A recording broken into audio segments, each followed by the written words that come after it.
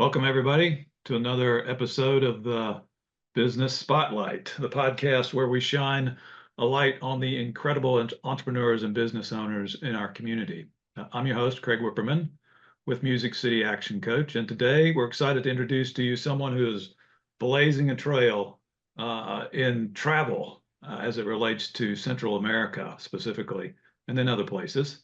Our guest today is Sheyla Paz. She actually owns two businesses. We'll learn a lot about her travel business, and I'm sure she'll get into some of the communications, some of the insights into the communications business that she also owns. We'll dive into her background, explore her challenges, and the successes she's celebrated. Whether you're a fellow entrepreneur, an aspiring business owner, or simply someone who loves to support local business, this conversation is sure to inspire and inform. So without further ado, let's welcome Sheyla. Sheyla, how you doing today? Hi, Craig. Great. How are you? Thank you for having me. Yeah, this is a lot of fun. We just engage with local business owners and learn about how they, about their journey and a little bit about their business and who they're serving.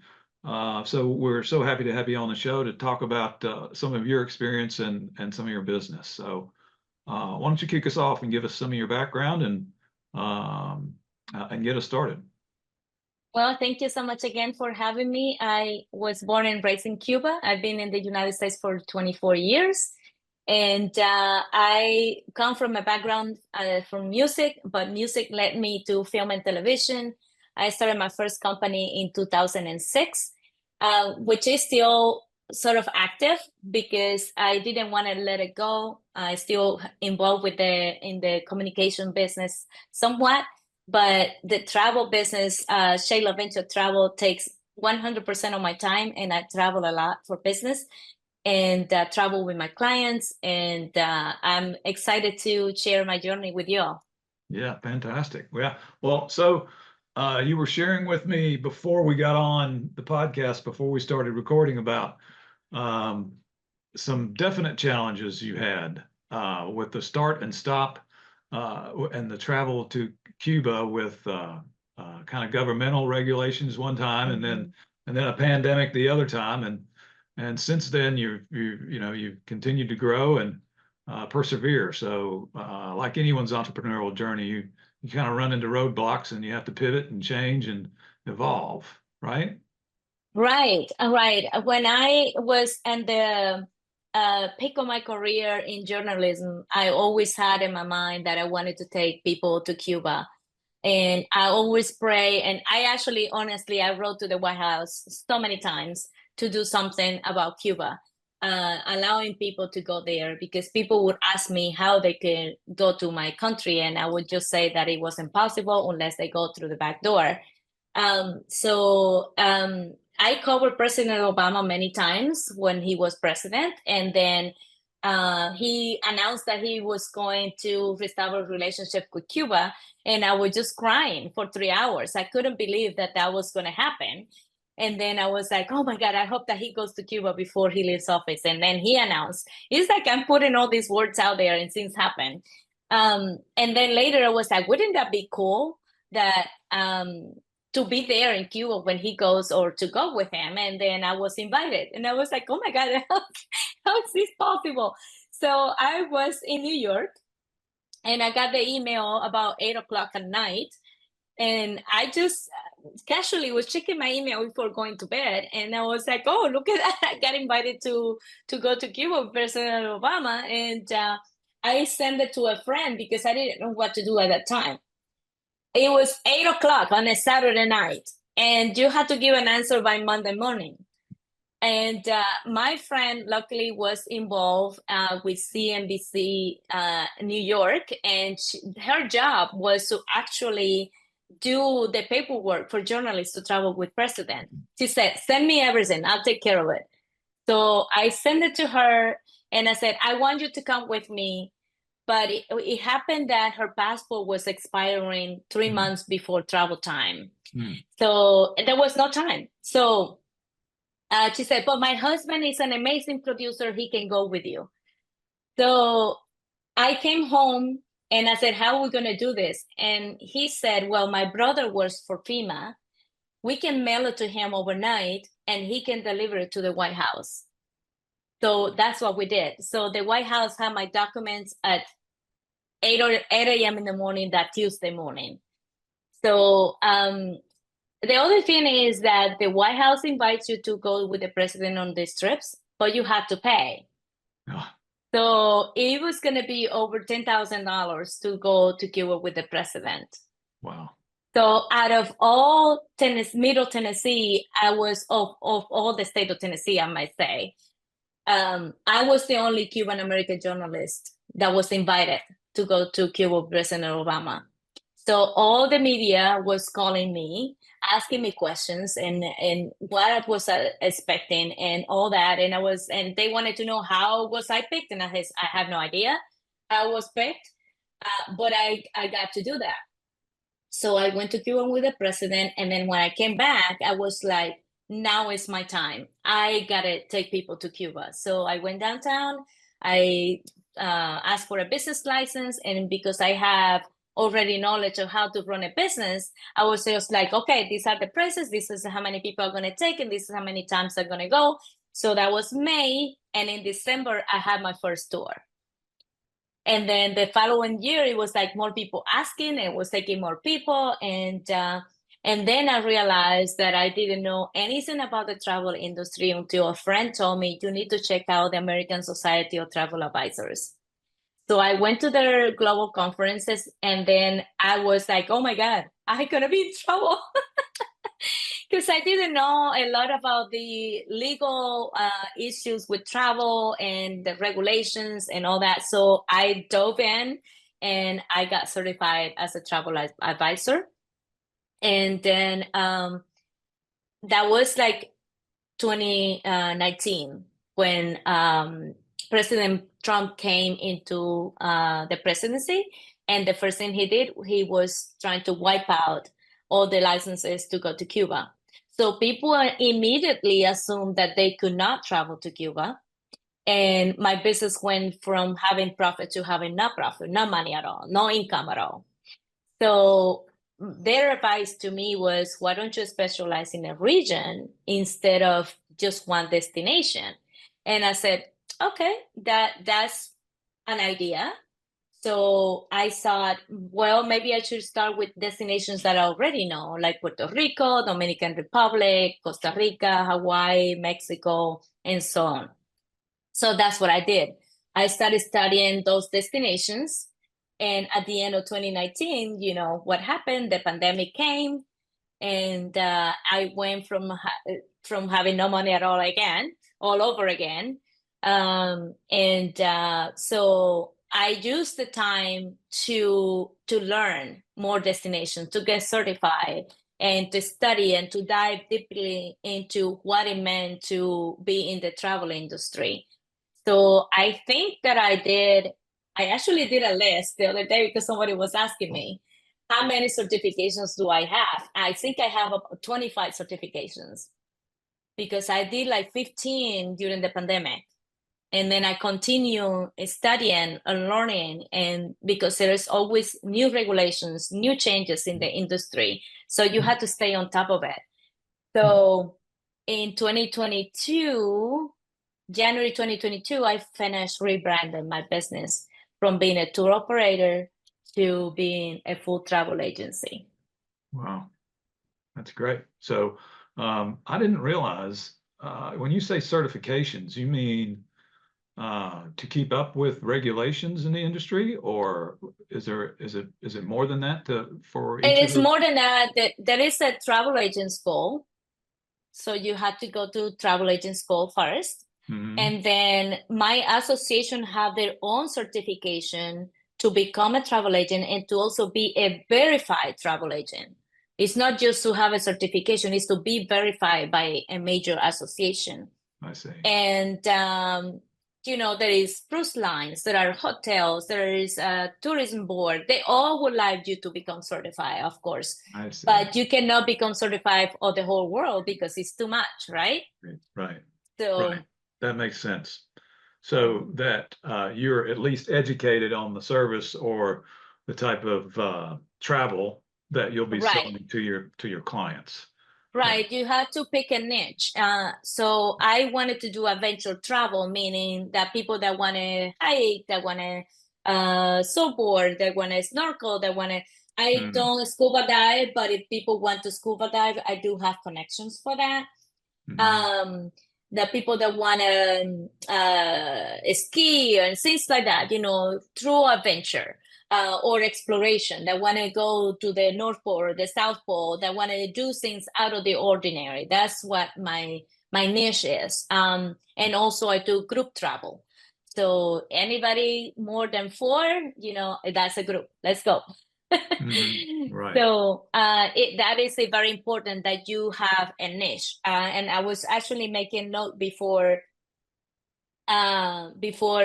getting on the call with you, and you had a question about what is important to have a business. What is one of the things that is most important is that to know your audience and to Mhm, find your true calling. mhm. So you have to have your, how you say, your crew, not your crew, but your tribe. Find your tribe. Oh, yeah, right, exactly, Yes. exactly. Yeah. So describe your target or your best customer. Who are you serving?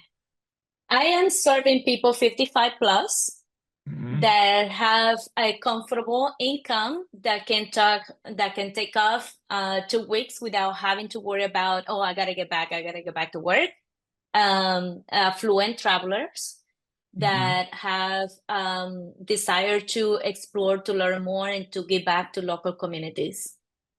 Okay, great. How do Mhm. you find your customers? A lot of that is word of mouth. I do have a lot of social media presence, and I do a little bit of advertising every now and then on Facebook or in Yelp. Mhm. And a lot of my clients refer me to their friends. That's great. When you can Mhm. get referrals from current customers, Yes, that's a great way to yes. grow your business. Hmm. And I try to do Facebook Live, and when I travel, I do a lot of videos from the destination so people can see that I'm out there, that they can also explore that destination. Mhm. So that is seen.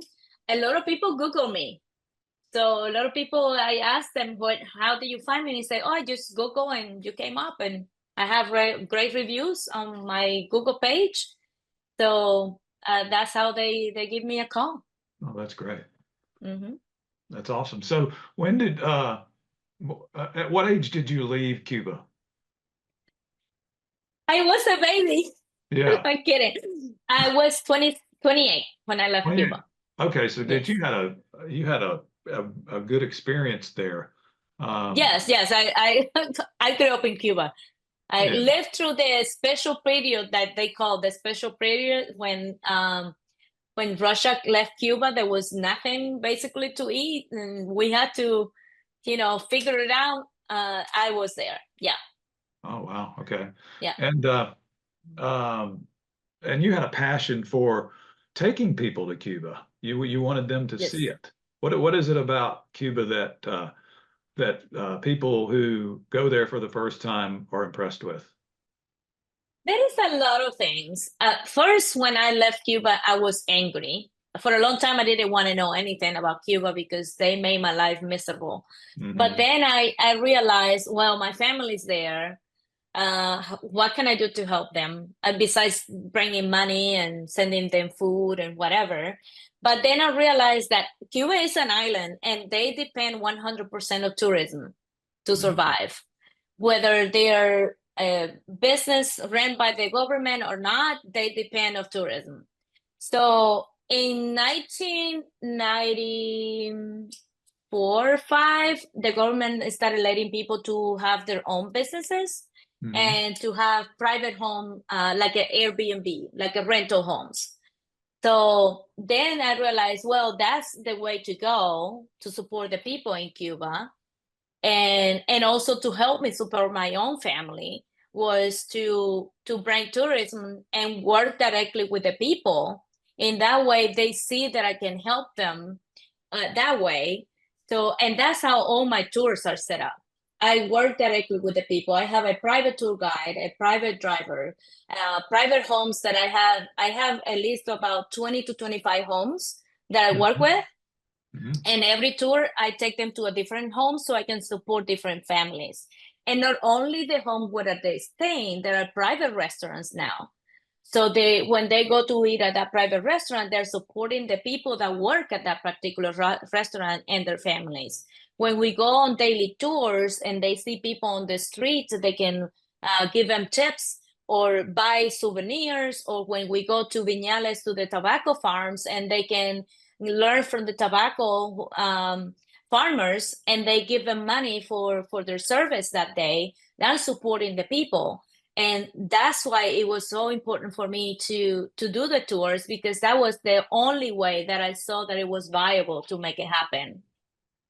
Sheyla, that's awesome. Mm-hmm. You're providing something that your clients want, Yeah. and they are extremely happy with. And But Cuba is a beautiful island. The architecture, a lot of the buildings have been rebuilt, but there is a lot of buildings that are falling because of the lack of help from the government to fix them. Mhm. But we had a historian in Havana that he had a project to rebuild old Havana. And he rebuilt probably about 45% of the buildings. And some of the buildings are turning them into hotels, but they're keeping the facade. So we have that history going. So if people are architecture lovers, they would love to go to Cuba, because each city is different. And for example, Cienfuegos, the architecture is the only one that is different from the rest of the country because it's a French city. Mhm. It was built by French. But there is still colonial. Trinidad and Santiago, where I'm from, is very colonial. So you will see a lot of the Spanish Art Deco buildings.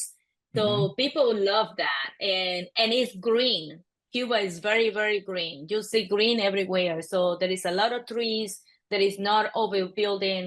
Um, Now there are some new hotels in Cuba. Again, I don't work with the hotels. I work with private homes for the reason that I said earlier, that I want to support the people. So there is a lot to see there.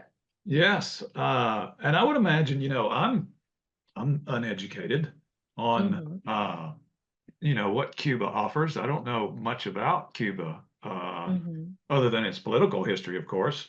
Um, Yeah. and do you find that clients come to you interested to go to Cuba because they've heard it from your other clients, or is there an interest in general going to Cuba? There is a general interest to go to Cuba because it's almost like the forbidden apple, and that is Mhm. a bucket list item. But I don't want people to look at Cuba like a forbidden apple or a bucket list item. I want them to look at it like a place that they must go and see, and that they go and support people. They can go multiple times.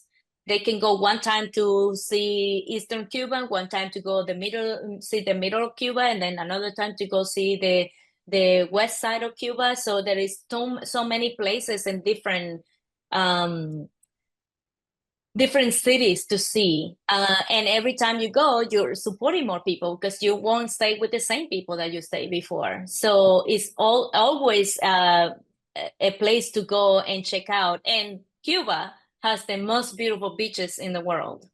Hmm. Are they white sand? Yes, white sand, and that you can walk probably a mile, and the water still be on your waist. Oh, wow. Yeah, very shallow. Yes. Hmm. That's amazing. Hmm. So, what's the cost? How does it compare to others similar to it? Are you like, do you, I'm sure you don't try and compete on cost. But you have plenty other things to differentiate.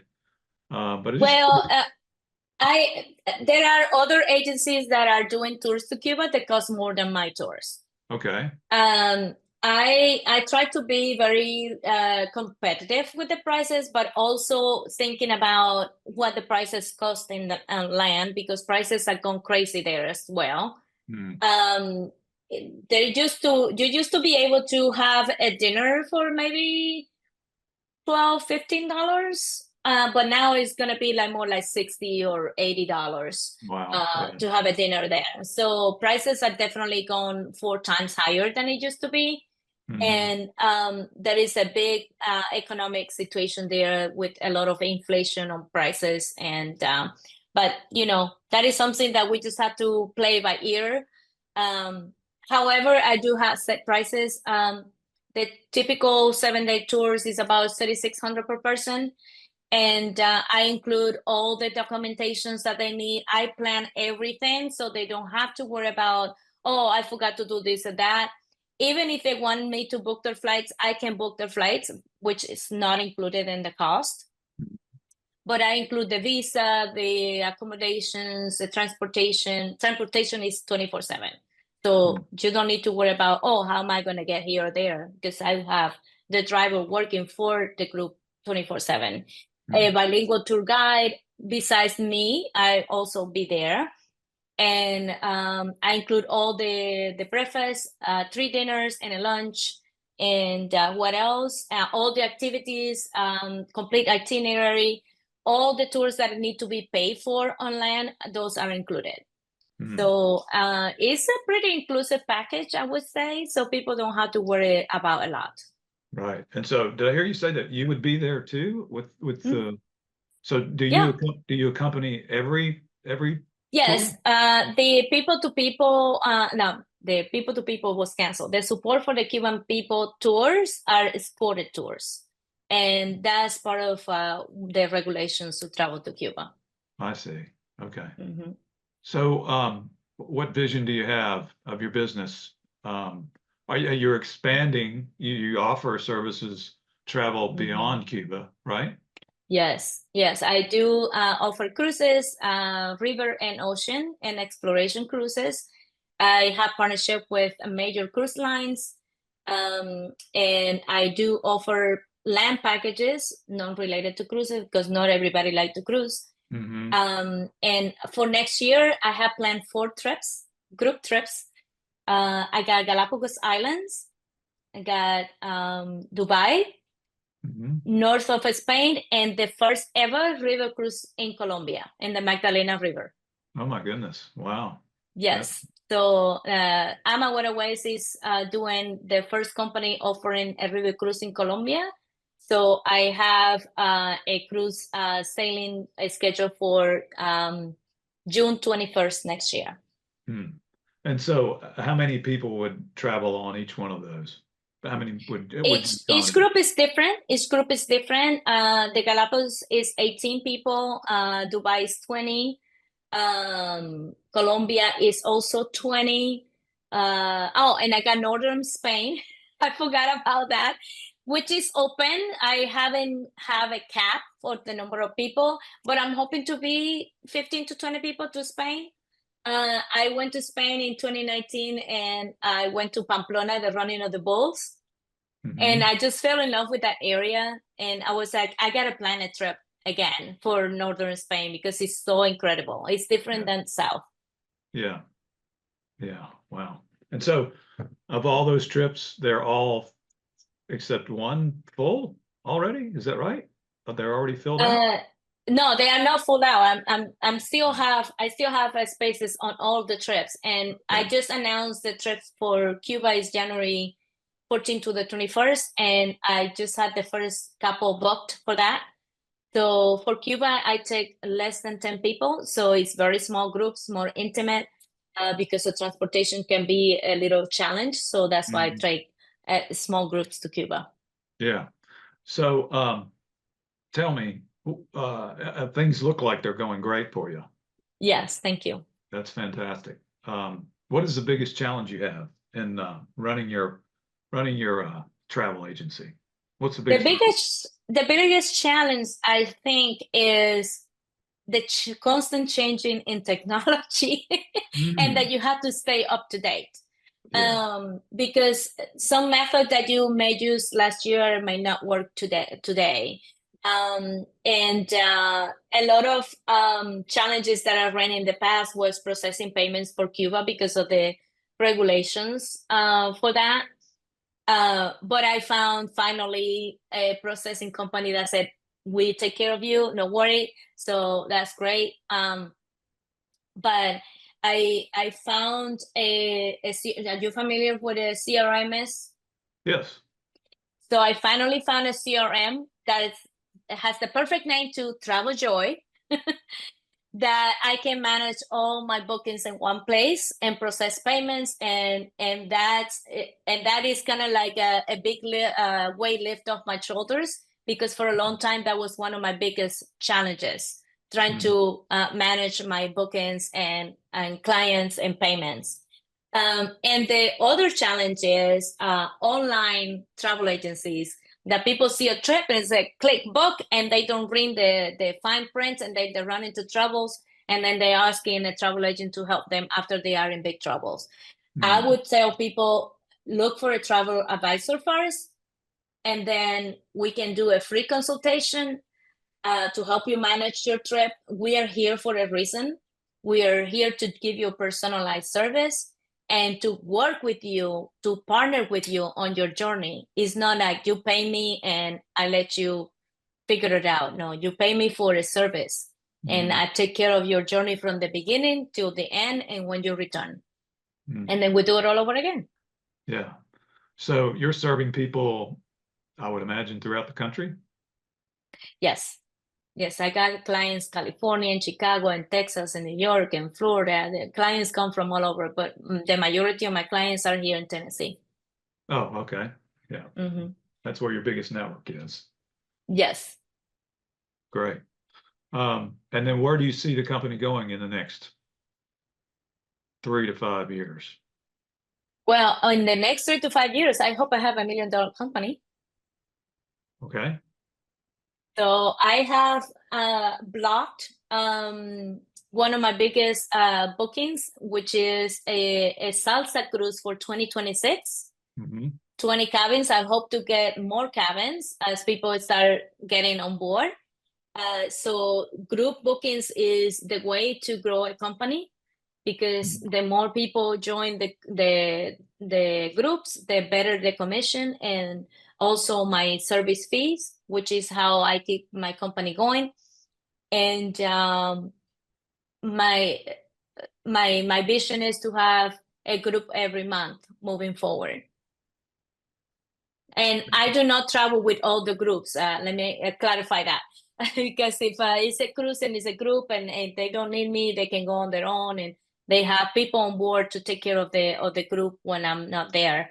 But the groups to Cuba, I would love for that to go back to 2018, where I have a group every month to Cuba, and that would be amazing.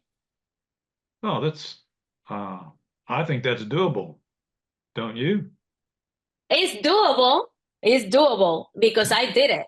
Yeah, that's And exactly. I did it, and I have multiple trips in 1 month. But I need to get people to listen and to understand that Cuba is there, and it's just 90 miles off the coast of Florida, and it's very easy to go. I take care of you, so you don't have to worry about anything. Yeah. So the one group per month for a year, does that get you to your $1 million company? Yeah. That's perfect. But that is depending on the size of the group and the destination. So let's hope. Yeah. Are you going to be able to manage all of that by yourself, or would you have? No, at that point, I will have to hire somebody. I don't have any employees. I work by myself. I have a home office. But I manage well my time.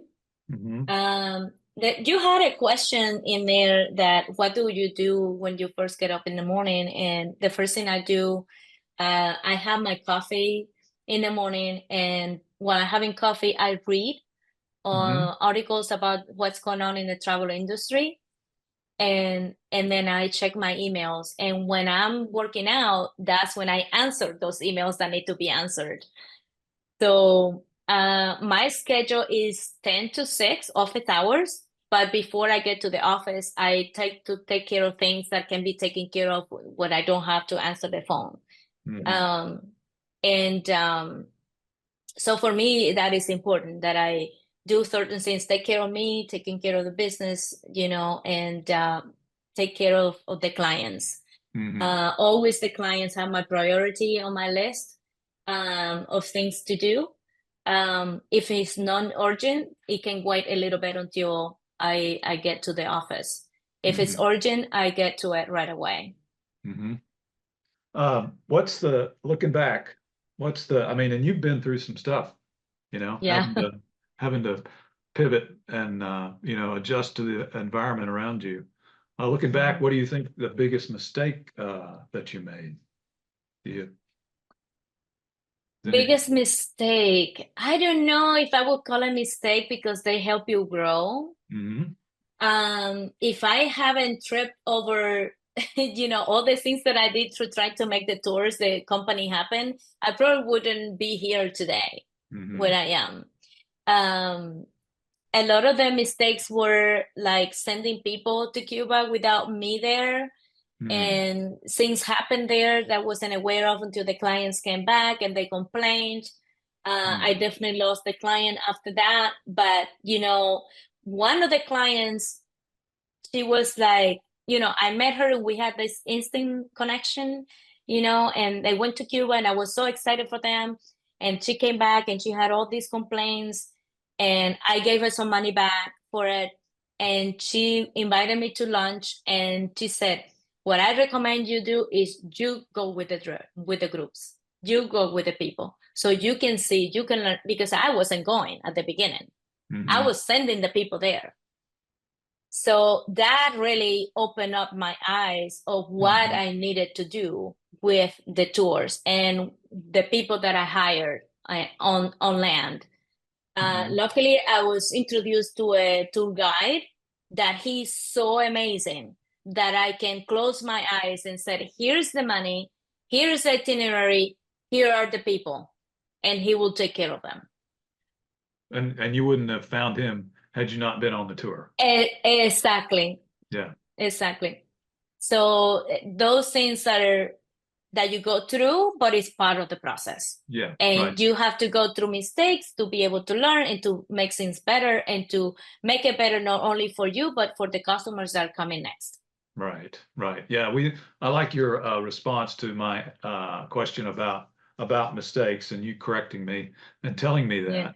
We say Yeah. that you're either succeeding or you're learning, right? There is no Right. failing, right?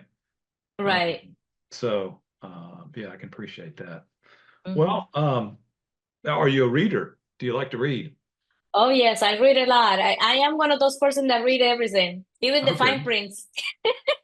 Well, tell me a business book that sticks out in your Well, mind I that have one right here. okay, words that sell. Awesome. Yes, I keep it right here because sometimes I'm sitting here and I'm trying to respond to an email for a client, and sometimes you have like this brain cloud that the words don't come out. And so let me find here, what word can I say here? Because you're thinking, but you're not thinking clearly. Hmm. And I was at a business conference, and there is a lady, her name is Jen Lee, that she's the reason why I have my agency today, because she's so passionate about helping business owners that every time she talks, you have to listen. And she said, if this book is not on your desk, you better go get it now. And you have to get this book. So I just went and got the book. And every time I go through that moment that I can't find the words to write to the client, I go and find a word there. Awesome. How long has And it, how long has it been what? out? Is it recent publication or is it No, it's not recent.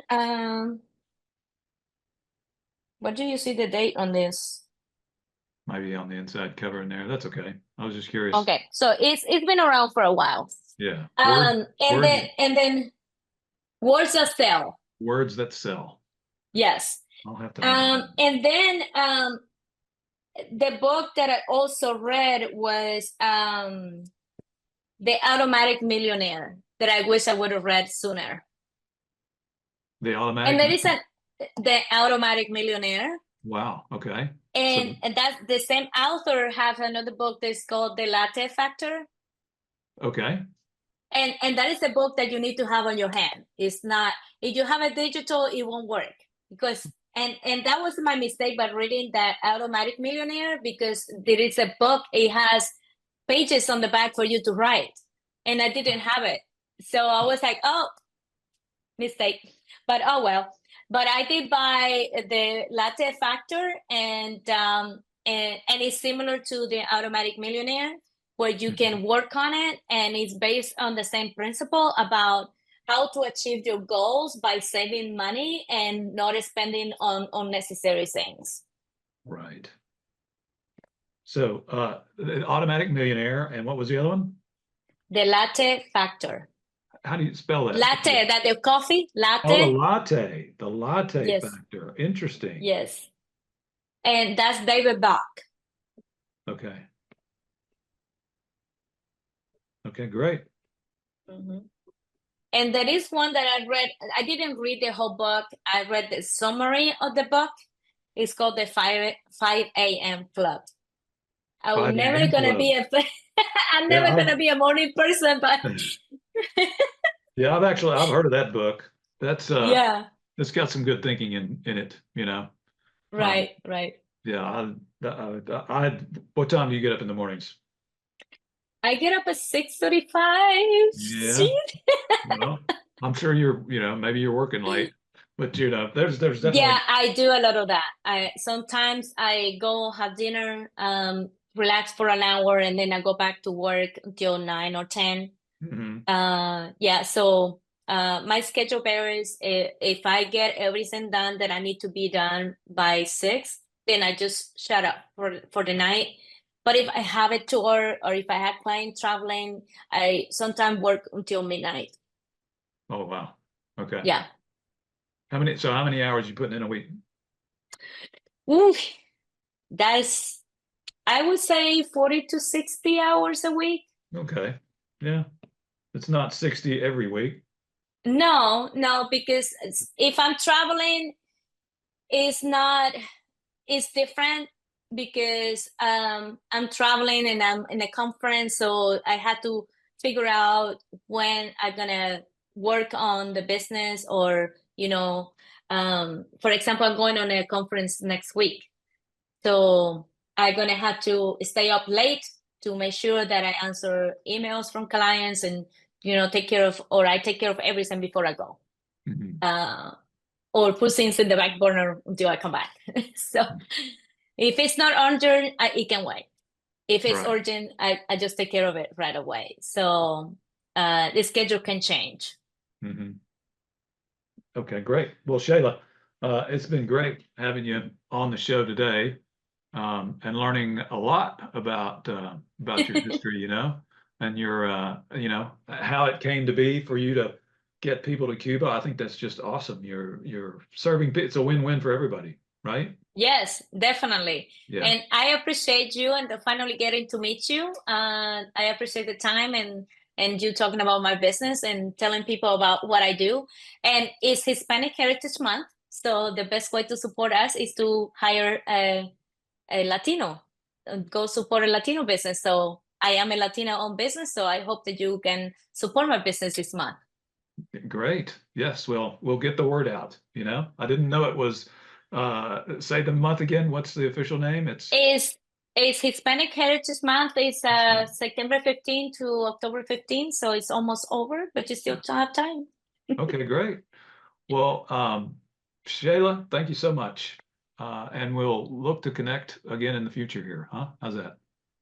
Sounds wonderful. Thank you so much again. All right, see ya.